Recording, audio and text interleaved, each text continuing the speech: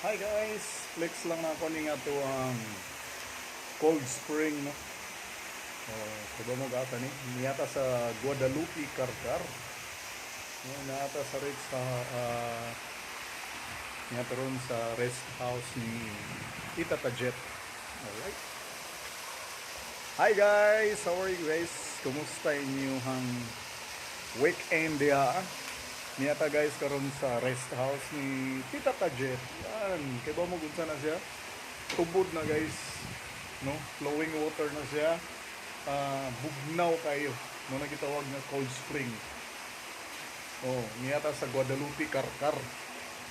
Alright, oh, di ba? Tubod na guys ha. Way kuandri, way hunong ang aga sa tubig dito guys. Kita ninyo. Cold spring na siya. Nindot kayo. Bugnaw ng tubig gani guys.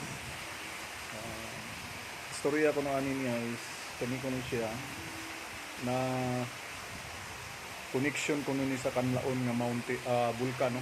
Canlaon, Mount Canlaon.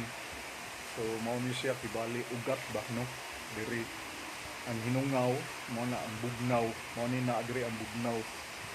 Okay, ang ibabaw ani mainit diha na dito ang mainit spring.